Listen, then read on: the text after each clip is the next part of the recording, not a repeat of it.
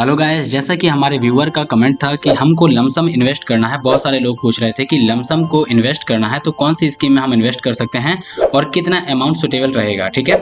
और प्लस का कौन कौन से ऐसे फंड होंगे जिनमें हम इन्वेस्ट कर सकते हैं और लॉन्ग टर्म में वो कितना अमाउंट बनेगा, ठीक है। तो उन सभी के जितने भी आपके क्वेश्चन है इस वीडियो में आपको सभी के सोल्यूशन देने वाला हूँ। प्लस का आपको ये भी बताऊंगा कि यहाँ पर लमसम की जो पावर होती है, जो आप म्यूचुअल फंड की पावर होती है, द पावर ऑफ कंपाउंडिंग, उससे आप कितना अपना रुपए बना सकते हैं, ठीक है। अगर आप यहाँ पर 1 लाख रुपए है, अगर उसको आप बैंक में ही छोड़ देते हैं तो वो आपका 1 लाख रुपए कुछ समय बाद, अगर 20 साल बाद या 25 साल बाद आपका यहाँ पर 29,000 या 37,000 रुपए बचता है, ठीक है।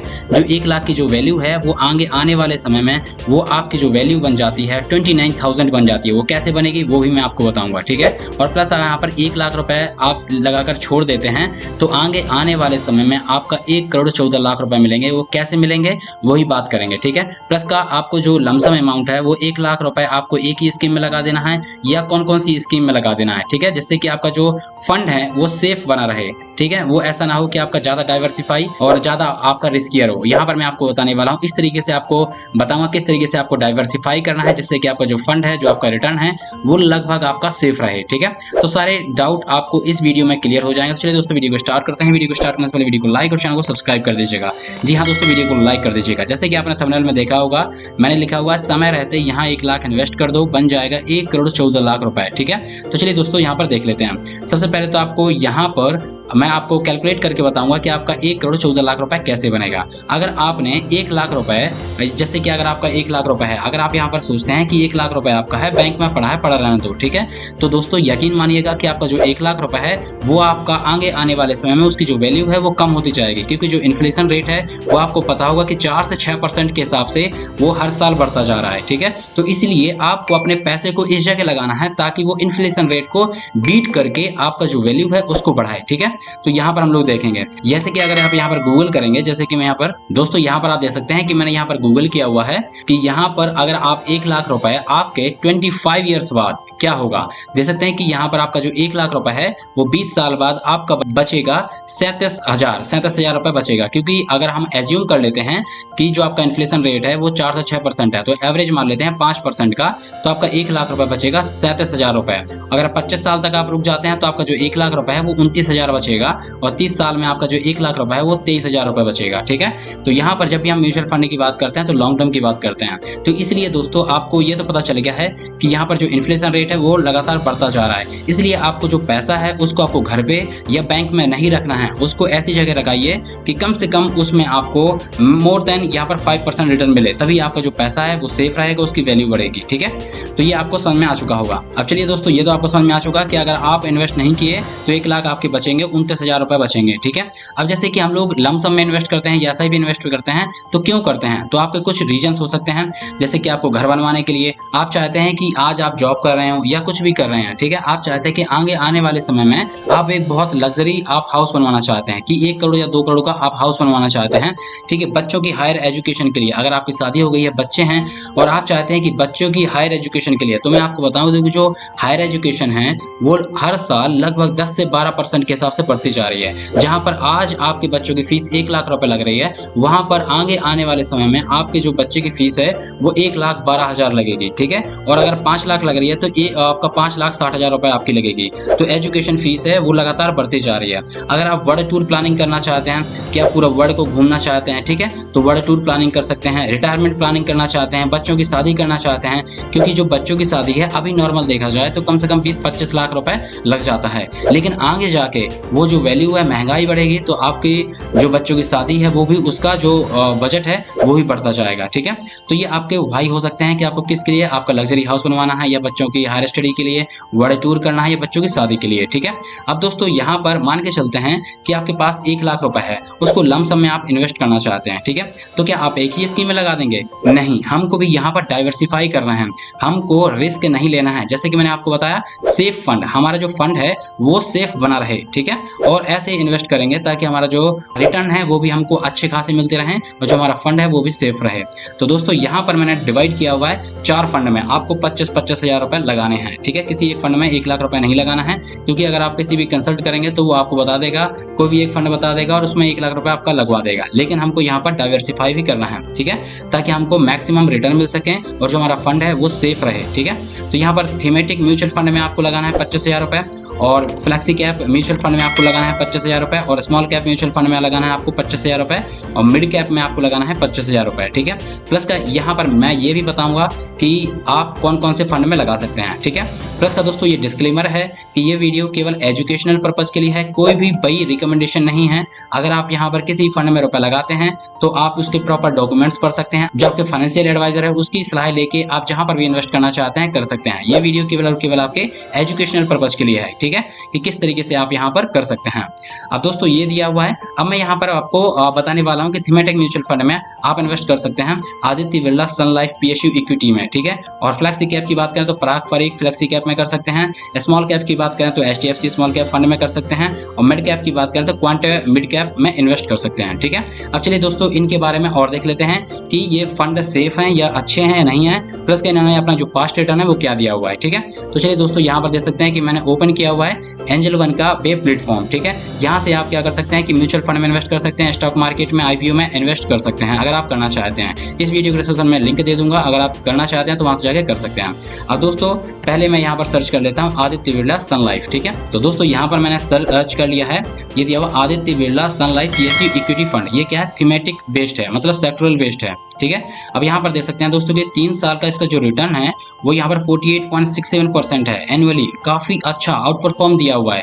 ऑल की बात करें दोस्तों तो यहाँ पर 34.98% का इसने रिटर्न दिया हुआ है ऑल में, ठीक है। सिंस इंसेप्शन, जब से ये फंड आया हुआ तब से इसने 34.98% का रिटर्न दिया हुआ है, जो कि काफी अट्रैक्टिव यहाँ पर रिटर्न है। अब दोस्तों यहाँ पर इसकी जो देख सकते हैं कि आप SIP 100 रुपए से भी स्टार्ट कर सकते हैं वन टाइम में। आप यहाँ पर 500 रुपए या जितना भी इन्वेस्ट करना चाहते हैं, मिनिमम 500 रुपए इन्वेस्ट कर सकते हैं, मैक्सिमम आपका जितना भी अमाउंट हो उतना आप इन्वेस्ट कर सकते हैं, ठीक है। और यहाँ पर दोस्तों ये भी देख लेते हैं हम लोग कि यहाँ पर इसका जो एज है 4 साल का फंड है, और यहाँ पर AUM 3,403 करोड़ का फंड ये मैनेज कर रहे हैं। एग्जिट रेट 1% है, और यहाँ पर लॉगिन पीरियड नील है।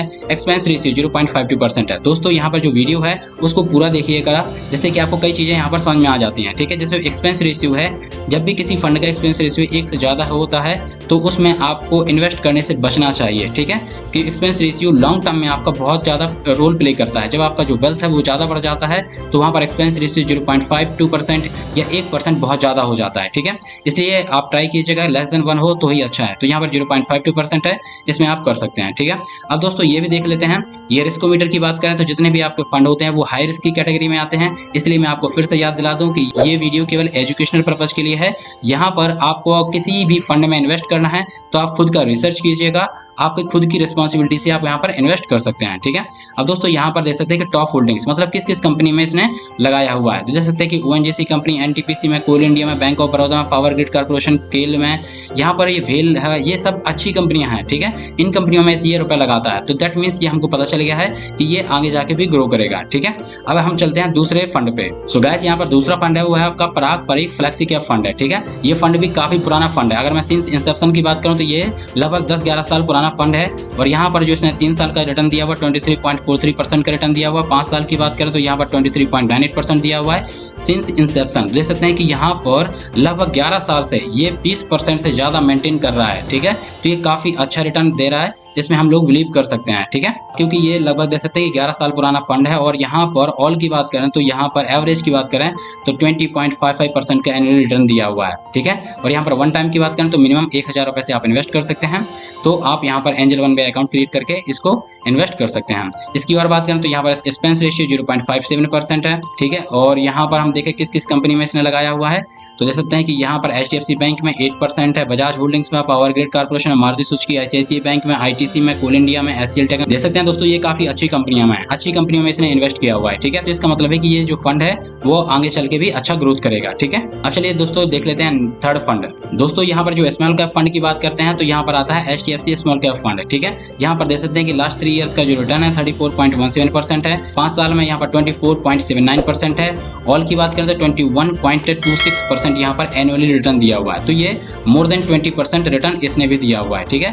वन टाइम की बात करें तो यहाँ पर मिनिमम 100 रुपए से आप यहाँ पर इन्वेस्ट कर सकते हैं। और यहाँ पर इसकी देखें तो यहाँ पर एक्सपेंस रेशियो 0.58% है, तो काफी अच्छा है, ठीक है, ज्यादा भी नहीं है।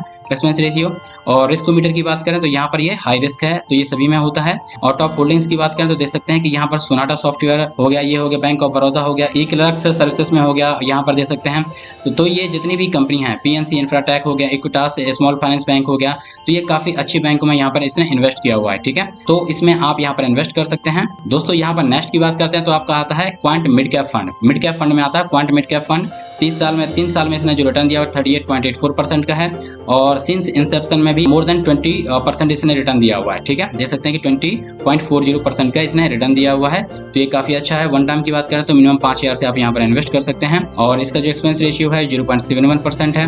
और कौन कौन सी कंपनियों में लगाया हुआ है, टॉप होल्डिंग्स दे सकते हैं कि रिलायंस इंडस्ट्री में 9.9%, औरबिंदो फार्मा में 6.94% है। और लिंडे इंडिया में देख सकते हैं यहाँ पर, संवर्धन मदरसन सुमी में देख सकते हैं 5.39% है। पंजाब नेशनल बैंक में देख सकते हैं वेल हो गया, एनएमडीसी हो गया, ओरेकल हो गया, पूनावाला फाइनेंस हो गया, अदानी पावर हो गया, तो देख सकते हैं कि ये काफी अच्छी कंपनियां हैं। ठीक है, इनमें इसने इन्वेस्ट किया हुआ है, तो हम लोग बिलीव कर सकते हैं तो ये आगे भी इतना अच्छा खासा रिटर्न देगा। ठीक है, तो जितने भी मैंने फंड बताए हुए हैं उन्होंने मोर देन 20% का रिटर्न दिया हुआ है। ठीक है, अब चलिए दोस्तों यहाँ पर हम लोग कैलकुलेटर से कैलकुलेट भी कर लेते हैं। ठीक है, जैसे कि मैंने यहाँ पर SIP कैलकुलेटर को ओपन किया हुआ है और यहाँ पर लमसम की बात कर लेते हैं। और यहाँ पर मैं 1 लाख रुपए यहाँ पर फिल कर देता हूँ।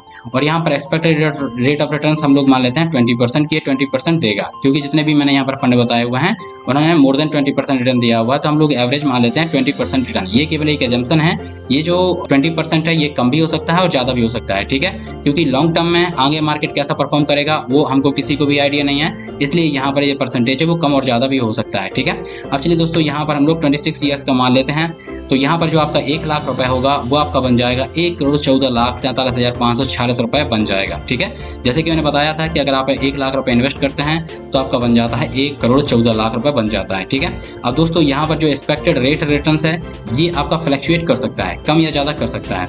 ठीक है, तो उसमें आप क्या कर सकते हैं, अगर आपको चाहिए 1 करोड़ से ज़्यादा अमाउंट, तो यहाँ पर 1 लाख रुपए आपने इन्वेस्ट किया। ठीक है, एक बार कर दिया, फिर 2 साल बाद 3 साल बाद आपके पास फिर से जब लमसम अमाउंट आएगा तो उसको भी आप इन्वेस्ट कर सकते हैं। ठीक है, और फिर 1-2 साल बाद फिर से लमसम अमाउंट आएगा तो उसको इन्वेस्ट कर सकते हैं।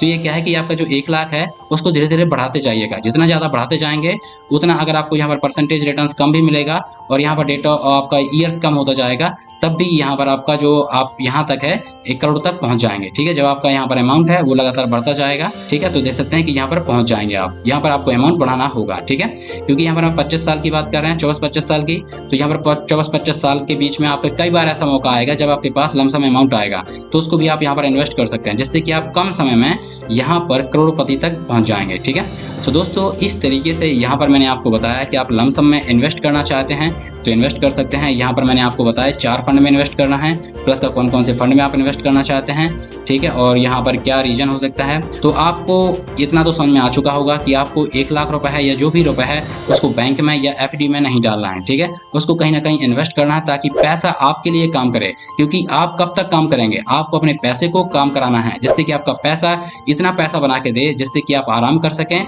और आपका जो पैसा है वो कभी खत्म ही ना हो। ठीक है, तो दोस्तों इस तरीके से आप कर सकते हैं। दोस्तों ऐसे ही वीडियो के लिए मेरे चैनल को सब्सक्राइब कर लीजिएगा। मेरे चैनल पर आपको कई सारे वीडियो मिल जाएंगे फाइनेंशियल प्लानिंग के ऊपर। तो हमारे लाइफ में फाइनेंशियल प्लानिंग बहुत जरूरी है, उसके लिए हमको वीडियो देखने पड़ते हैं। तो आप इस वीडियो को लाइक कर दीजिएगा और मेरे चैनल को सब्सक्राइब कर लीजिएगा, जिससे कि आपको आगे भी इस तरीके की वीडियो मिलते रहें। सो दोस्तों इस वीडियो में केवल इतना ही, मिलते हैं नेक्स्ट वीडियो में, जब तक के लिए अपना बहुत सारा ध्यान। Thank you.